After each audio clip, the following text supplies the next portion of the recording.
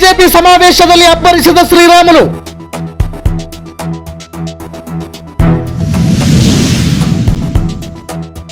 ಸಮಾವೇಶದ ವೇದಿಕೆಯಲ್ಲಿ ಶ್ರೀರಾಮುಲುರವರ ಅಬ್ಬರದ ಭಾಷಣಕ್ಕೆ ವೇದಿಕೆಯಲ್ಲೇ ಜೈಕಾರ.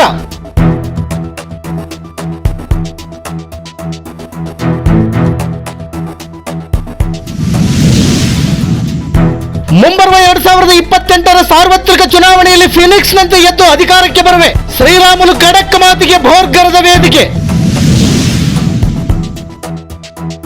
ಸರ್ಕಾರದ ವಿರುದ್ಧ ವಿವಿಧ ಗಣ್ಯರು ತೀವ್ರ ಆಕ್ರೋಶ.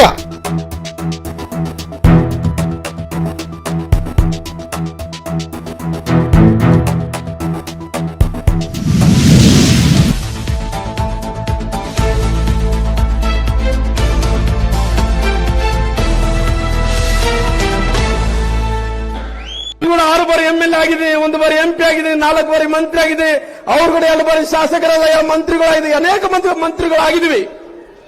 ಯಾವತ್ತಿನ 30 ವರ್ಷ ರಾಜಕಾರಣ ಜೀವನದಲ್ಲಿ ರಾಮನವರೇ ತಾವು ಈ ರೀತಿ ಕೆಟ್ಟ ಕೆಲಸ ಮಾಡಿದರೆ ಒಂದು ಕಪ್ಪು ಚುಕ್ಕೆಯನ್ನು ನೋಡಿಸ್ರಿ.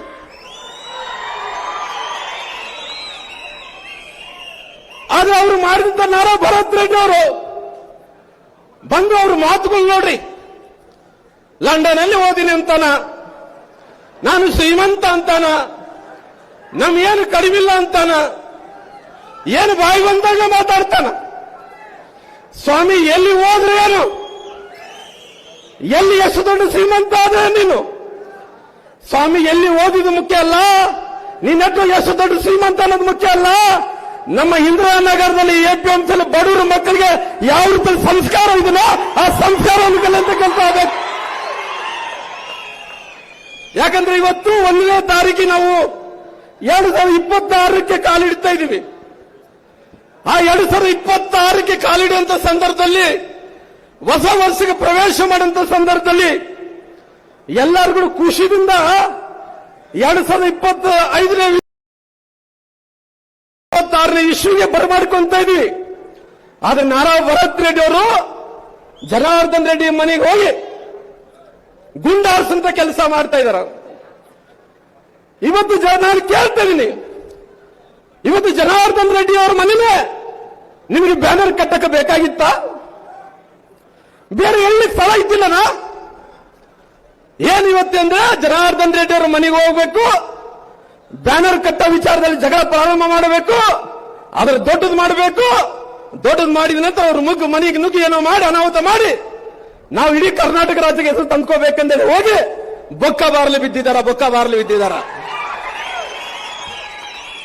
ಇವತ್ತು ನಮ್ಮ ಕಾರ್ಯಕರ್ತರಿಗೆಲ್ಲರೂ ಕೂಡ, ಬಹುಶಃ ನಮ್ಮ ಹೆಣ್ಮಕ್ಳ ಕಾರ್ಯಕರ್ತರಿಗೆ ನಾನು ಅಭಿನಂದನೆಗಳನ್ನು ಸಲ್ಲಿಸ್ತೀನಿ, ನಮ್ಮೆಲ್ಲ ತಾಯಂದರಿಗೆ ನಾನು ಅಭಿನಂದನೆಗಳನ್ನು ಸಲ್ಲಿಸ್ತೀನಿ.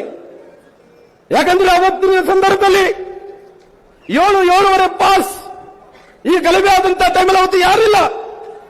ನನ್ನ ಸೋದರರಾದಂತ ಸುರೇಶ್ ಬಾಬು ಅವರು ಇದ್ರು. ಅವತ್ತು ಜನಾರ್ದನ್ ರೆಡ್ಡಿ ಅವರು ಹೇಳಿದ್ರು, ಸ್ವಾಮಿ ಶ್ರೀರಾಮುಲರೇ, ನಾನು ಕುರುವಾಡದಿಂದ ನಾನು ಬರ್ತಾ ಇದ್ದೀನಿ. ಬರುವಂತ ಸಂದರ್ಭದಲ್ಲಿ ಬಹಳಷ್ಟು ಮಂದಿ ಕಾಂಗ್ರೆಸ್ನ ಕಾರ್ಯಕರ್ತರು ಅಲ್ಲಿ ಮನೆ ಎದುರುಗಡೆ ಬೀರು ಬಾಟ್ಲನ್ನು ಹಿಡ್ಕೊಂಡು ಕುಂತ್ಕೊಂಡು ಕುಡಿತಾ ಬ್ಯಾನರ್ ಅನ್ನು ಕಟ್ಟಿಸಿ ಯಾರು ಬರ್ತಾರ ಬರ್ರಿ ಅಂತೇಳಿ ಆವಾಜ್ ಆಗ್ತಾ ಇದಾರೆ ಅಂತೇಳಿ ಅವತ್ತು ಹೇಳಿದಂತ ಸಂದರ್ಭದಲ್ಲಿ ಜನಾರ್ದನ್ ರೆಡ್ಡಿ ಅವ್ರಿಗೆ ಹೇಳಿದೆ, ನಿನ್ನ ಮನೆ ಕಡೆ ಹೋಗ್ಬೇಡಪ್ಪ, ನಮ್ಮ ಮನೆ ಕಡೆಗೆ ಬಾ ಅಂತ ಹೇಳಿದೆ. ಅವತ್ತು ಬಂದಂತ ಸಂದರ್ಭದಲ್ಲಿ ನಾವು ಜನಾರ್ದನ್ ರೆಡ್ಡಿ ಅವರು ನಾವು ಅವ್ರ ಮನೆಗೆ ಹೋಗ್ತಾ ಇದ್ವಿ.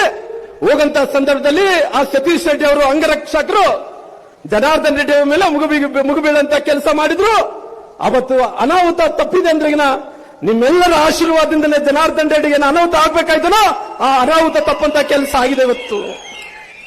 ಬಹುಶಃ ನಾನು ಹೇಳ್ತಾ ಇದ್ದೆ, ಪಾಪ ಈ ಅನಾಹುತದಲ್ಲಿ, ಈ ಗಲಭೆಯಲ್ಲಿ ಕಾಂಗ್ರೆಸ್ಸಿನ ಕಾರ್ಯಕರ್ತ ರಾಜಶೇಖರನ್ ಅಂತ ಒಬ್ಬ ಯುವಕ ಅಮಾಯಕ ಗೊತ್ತಿಲ್ಲ. ಯಾಕಂದ್ರೆ ಇವತ್ತು ಬಹಳಷ್ಟು ಮಂದಿ ನಂಬಿಕೊಂಡು ಬರ್ತಾರ.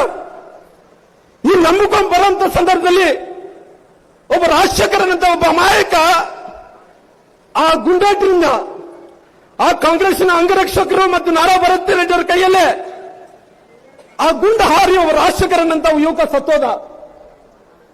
ಆ ಸತ್ತೋದಂತ ಟೈಮಲ್ಲಿ 16 ದಿನಗಳಾಗಿದೆ.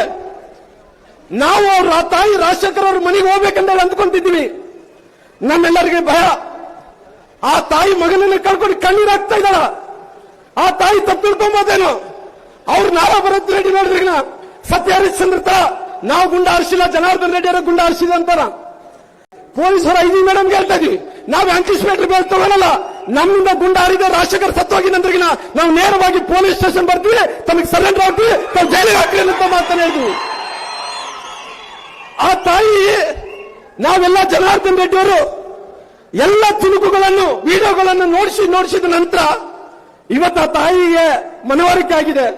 ಇಲ್ಲ, ನನ್ನ ಮಗ ರಾಜಶೇಖರ್ ಅವ್ರನ್ನ ಕಾಂಗ್ರೆಸ್ಸಿನ ನಾರಾ ಭರತ್ ರೆಡ್ಡಿ ಅವರು, ನಾರಾ ಭರತ್ ರೆಡ್ಡಿ ಅಂಗರಕ್ಷಕರು ಸತೀಶ್ ರೆಡ್ಡಿ ಅವರೇ ಕೊಂದಾರಂತೇಳಿ ಅವ್ರಿಗೆ ಸಮಾಧಾನ ಆದ ನಂತರ ಇವತ್ತು ನಮ್ಮ ಅಶೋಕ್ ಅವರು ವಿರೋಧ ಪಕ್ಷದ ನಾಯಕರು, ನಮ್ಮ ಚಲವಾದಿ ನಾರಾಯಣ ಸ್ವಾಮಣ್ಣನವರು, ಜನಾರ್ದನ್ ರೆಡ್ಡಿ ಅವರು, ಅವ್ರ ಧರ್ಮಪತ್ನಿಯಾದಂತ ಅರ್ಣಮ್ಮ ಅವರು ಹೋಗಿದ್ವಿ. ಹೋದಂತ ಟೈಮಲ್ಲಿ ಆ ತಾಯಿ ಹೆಂಗ ಹತ್ಲದ್ರಿಗೆ ನನ್ನ ಮಗನ ಕಳ್ಕೊಂಡಿದ್ದೀನಿ, ನಾನು ಸಾಯ್ಬೇಕಾಗಿತ್ತು, ನನ್ನ ಕಣ್ಣೆದುರುಗಡೆ ನನ್ನ ಮಗ ಸತ್ತಿದ್ದಾನೆಂದೇಳಿ ಆ ತಾಯಿ ಗೋಳೋ ಅಂದೇ ಹಾಳ್ತಾ ಇದ್ರು. ನಾನು ಹೇಳ್ತೀನಿ, ಇವತ್ತು ಆ ತಾಯಿ ಇವತ್ತು ಶ್ರೀಮತಿ ಗಾಲಿ ಅರುಣ ಅವರು ಸ್ವಂತ ರೊಕ್ಕದಿಂದ 10 ಲಕ್ಷ ರೂಪಾಯಿ ಚೆಕ್ ಅನ್ನು ಕೊಡುವಂತ ಕೆಲಸ ಮಾಡಿದ್ದಾರೆ. 10 ಲಕ್ಷ ರೂಪಾಯಿ ತಾಯಿ ಮುಂದೆ ನಿನ್ನ ಮಗ ಏನು ಸತ್ತನೋ, ನಿನ್ನ ಮಗಗೆ ನಾವು ತನಿಖೆಯನ್ನು ಮಾಡಿಸ್ತೀವಿ, ಯಾರು ನಾರಾ ಭರತ್ ರೆಡ್ಡಿ ಅವರನ್ನು ಕೊಲ್ಲಿದಾರೋ ಅವ್ರಿಗೆ ಶಿಕ್ಷೆಯನ್ನು ಕೊಲ್ಲುವಂತ ಕೆಲಸ ಮಾಡ್ತೀವಿ ಅಂತ ಮಾತನ್ನು ಕೂಡ ಹೇಳಿದಾರ. ಸ್ವಾಮಿ, ಇವತ್ತು ರಾಜಶೇಖರನಂತ ಯುವಕ ಸತ್ತ ಮೇಲೆ ಯಾರು ಅರೆಸ್ಟ್ ಮಾಡಬೇಕಾಗಿತ್ತು? ನಾರಾ ಭರತ್ ರೆಡ್ಡಿ ಅವ್ರನ್ನ, ಸತೀಶ್ ರೆಡ್ಡಿ ಅವ್ರನ್ನ ಅರೆಸ್ಟ್ ಮಾಡಬೇಕಾಗಿತ್ತು. ಪೊಲೀಸರು ತಪ್ಪು ಚರ್ಮ. ಬಹುಶಃ ನನಗೆ ಗೊತ್ತಿದೆ, ಇವತ್ತು ಪೊಲೀಸರಿಗೆ ನಾನು ಹೇಳ್ತೀನಿ, ಸರ್ಕಾರಕ್ಕೆ ಹೇಳ್ತೀನಿ, ಸ್ವಾಮಿ ಅಧಿಕಾರ ಇದಂದೇಳಿ ಇವತ್ತು ನಾರಾ ಭರತ್ ರೆಡ್ಡಿ ಅವರು ತಪ್ಪಿಸಬಹುದು. ನಿಮ್ಮ ಹತ್ರ ಸರ್ಕಾರ ಇದೆ, ಸರ್ಕಾರ ಜೊತೆ ಅಧಿಕಾರ ಇದೆ. ಬಹುಶಃ ನಿಮ್ಮೆಲ್ಲರಿಗೂ ನಾನು ಹೇಳ್ತಾ ಇದ್ದೀನಿ, ಮುಂದಿನ ದಿನಗಳಲ್ಲಿ ನನಗೆ ಕೂಡ ಅವಕಾಶ ಸಿಗುತ್ತೆ. ನಾರಾ ಭರತ್ ರೆಡ್ಡಿ ಅವರು ಪಾತಾಳದಲ್ಲಿದ್ರೆ ಕೂಡ ನಾರಾ ಭರತ್ ರೆಡ್ಡಿ ಅವರೇ ನೆನಪಿಡ್ಕೋಬೇಕು. ತಾವು ನಾರಾ ಭರತ್ ರೆಡ್ಡಿ ನೆನಪಿಡ್ಕೋಬೇಕು.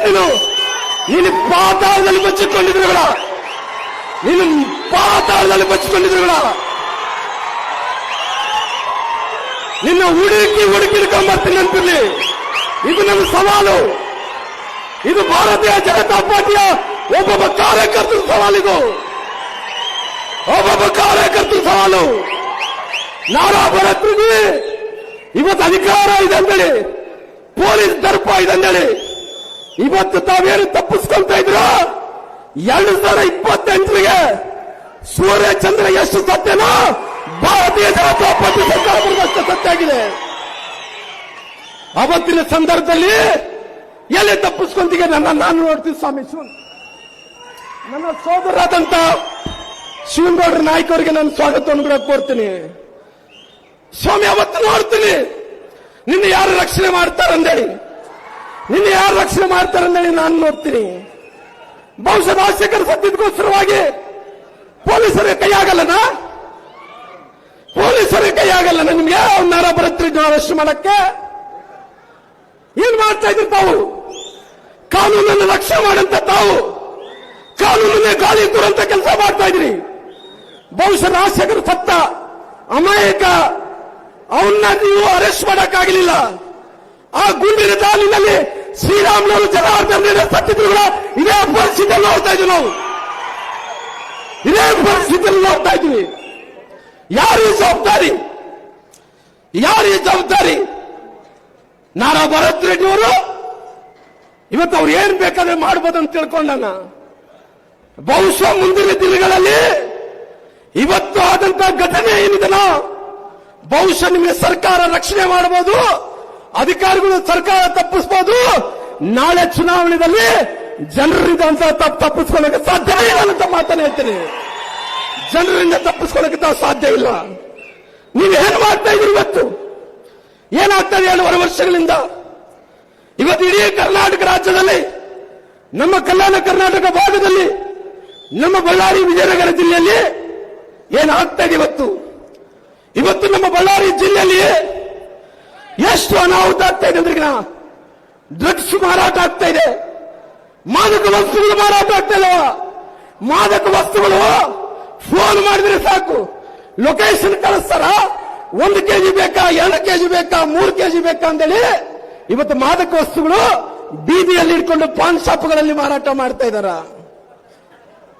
ಇವತ್ತು ಬೀದಿಯಲ್ಲಿ ಮಾರಾಟ ಏನ್ ಮಾಡ್ತಾ ಇದ್ರು, ಇವತ್ತು ಪೊಲೀಸರು ಏನ್ ಮಾಡ್ತಾ ಇದ್ರಿ? ತಮಗೇನ ಪಾಲಿದಿನ? ತಾವೇನ ಕಮಿಷನ್ ತಗೊಂತ ಇದ್ರ? ತಾವು ಏನಲ್ಲ ನೀವು ಅನ್ಕೋಬಹುದು. ಇವತ್ತು ಸರ್ಕಾರ ಇದನ್ನು ಪೊಲೀಸ್ ಅಧಿಕಾರಿಗಳು ತಪ್ಪಿಸ್ಕೊಂತೀವಿ ಅಂತೇಳಿ ಭಗವಂತನ ಆಶೀರ್ವಾದದಿಂದ, ಈ ಜನರ ಆಶೀರ್ವಾದದಿಂದ 28ಗೆ ಈ ರಾಮುಲು ಅಧಿಕಾರಕ್ಕೆ ಬರ್ತೀನಿ. ಮತ್ತೆ ಫಿನಿಕ್ಸ್ ತರ ಎದ್ದು ಬರ್ತೀನಿ, ಫಿನಿಕ್ಸ್ ತರ ಎದ್ದು ಬರ್ತೀನಿ. ನೆನಪಿರ್ಲಿ, ನೀವು ಪೊಲೀಸ್ ಅವರು ಇವತ್ತು ಏನು ಮಾಡಿದ್ರು? ಯಾರ ಡಿಎಸ್ಪಿ ಅವರು? ಸಮ್ ರೆಡ್ಡಿ, ರಂಗಾರೆಡ್ಡಿ, ನಂದಾರೆಡ್ಡಿ ಅವರು. ನಂದಾರೆಡ್ಡಿ ನೀನು ಅನ್ಕೋಬಹುದು, ಅಡಿಷನಲ್ ಎಸ್ಪಿ ರವಿಕುಮಾರ್ ನೀನು ಅನ್ಕೋಬಹುದು. ಬಹುಶಃ ಯಾರಿಂದ ಅಲ್ಲಿ ತಪ್ಪಿಸ್ಕೋಬಹುದಾಗ್ಲಿ, ಈ ರಾಮುಲು ಕಣ್ಣುಗಳಿಂದ ತಪ್ಪಿಸಲು ಸಾಧ್ಯವಿಲ್ಲ. ನೆನಪಿಡ್ಕೋ, ರಾಮುಲು ಕಣ್ಣುಗಳಿಂದ ನನಗೆ ರಾಮುಲು ಅವರಿಂದ ತಪ್ಪಿಸ್ಕೊಳ್ಳಕ್ಕೆ ಸಾಧ್ಯ ಇಲ್ಲ. ನೆನಪಿಡ್ಕೋ, ಯಾಕಂದ್ರೆ ಇವತ್ತು ನೀನು ತಪ್ಪಿಸ್ಕೋಬೇಕಂತ ಪ್ರಯತ್ನ ಮಾಡ್ತಾ ಇದ್ದೋ. ನಾರಾ ಭರತ್ ರೆಡ್ಡಿ ಜೊತೆಲಿ ರವಿಕುಮಾರ್ ಅವರು, ನಂದಾರೆಡ್ಡಿ ಅವರು, ಅವ್ರು ಅನ್ಕೋಬಹುದು ರಿಟೈರ್ಡ್ ಆಗ್ತೀನಿ ಅಂತೇಳಿ. ನೀವು ರಿಟೈರ್ಡ್ ಆಗಿದ್ರು ಕೂಡ ನನ್ನ ಹುಡುಕಿ ಬಳ್ಳಾರಿಗೆ ಮತ್ತೆ ಕರ್ಕೊಂಡ್ ಬರ್ತೀನಿ. ನೆನ್ಪಿಡ್ಕೊ, ನನ್ನ ಹತ್ರ ಸಾಕ್ಷಿಗಳಿಲ್ಲ ಅನ್ನೋದಲ್ಲ, ನನ್ನ ಹತ್ರ ಎಲ್ಲ ಸಾಕ್ಷಿಗಳಿದ್ದಾವೆ. ಇವತ್ತು ಭರತ್ ರೆಡ್ಡಿ ಅವ್ರನ್ನ ಸುಮಾರು 2,000 ಮಂದಿ ಎಲ್ಲ ಕೂಡ ಯುವಕರು ಇವತ್ತು ಡ್ರಗ್ಸ್ಗೆ, ಇವತ್ತು ಬಹಳಷ್ಟು ಮಂದಿ ಡ್ರಗ್ಸ್ ನಿಷೇಧಕ್ಕೆ, ಗಾಂಜಾಗಳಿಗೆ ಇವತ್ತು ಅಭ್ಯಾಸ ಆಗಿ ಆ ಮಕ್ಕಳನ್ನೆಲ್ಲರೂ ಕೂಡ ಕರ್ಕೊಂಡು ಬರ್ತಾ ಇದ್ರು. ನಾನು ನೋಡ್ತಾ ಇದ್ದೀನಿ. ಅಲ್ಲಿ ಒಬ್ಬ ಲಾ ಅಂಡ್ ಆರ್ಡರ್ ನಮ್ಗಿಂತ ಕೈ ತಪ್ಪುತ್ತಂದ್ರಿಗಿನ ನೀವು ಯಾಕೆ ಗುಂಪನ್ನು ಚದುರಿಸಿಲ್ಲ? ಯಾಕೆ ನಾರಾ ಭರತ್ ರೆಡ್ಡಿ ಅವರು 2,000 ಮಂದಿ ಹಾಕೋ ಬರ್ತಾ ಇದ್ದೀರ? ಎಸ್ಕಾರ್ಟ್ ಕೊಟ್ಟಿದ್ರಿ. ಜನಾರ್ದನ್ ರೆಡ್ಡಿ ಅವರ ಮನೆ ಹತ್ರ ಬಂದಿದ್ದಕ್ಕೋಸ್ಕರವಾಗಿ ಫೈರಿಂಗ್ ಮಾಡಿದ್ದಾರೆ. ಅವರು ಒಬ್ಬರ ರಾಜಶೇಖರಂತ ಯುವಕ ಸತ್ತೋಗಿದ್ದಾನ. ಜನಾರ್ದನ್ ತಪ್ಪಿಸ್ಕೊಂಡಿದ್ದಾರೆ. ಪಾಪ ಹೆಂಗ ಆರಿಸ್ತಾ ಇದಾರೆ ಅಂದ್ರೆ ಇವತ್ತು ಬುಲೆಟ್ಗಳು ಡಬ ಡಬ ಡಬ ಸಿನಿಮಾದಲ್ಲಿ ತರ ಆರಿಸ್ತಾ ಇದಾರ. ಬಹುಶಃ ಜನಾರ್ದನ್ ರೆಡ್ಡಿ ತಾಕಿದ್ರೆ ರಾಜಶೇಖರ್ ಏನಾಗಿತ್ತು, ಅದು ಜನಾರ್ದನ್ ರೆಡ್ಡಿ ಅವ್ರಿಗೆ ಅದೇ ಆಗ್ತಿತ್ತು. ಸ್ವಾಮಿ ಅದಕ್ಕೋಸ್ಕರವಾಗಿ ಇವತ್ತು ನೀವೆಲ್ಲರೂ ಕೂಡ ಸೇರಿಕೊಂಡು ಷಡ್ಯಂತ್ರವನ್ನು ಮಾಡಿ ನಮ್ಗೇನು ಗೊತ್ತಿಲ್ಲ ಅಂತೇಳಿ ತಾವು ಕುಂತಿದ್ರು. ಇವೆಲ್ಲ ಕೂಡ ಸಾಕ್ಷಿ ಆಧಾರ ಮೇಲೆ ನಾನು ಎಲ್ಲರೂ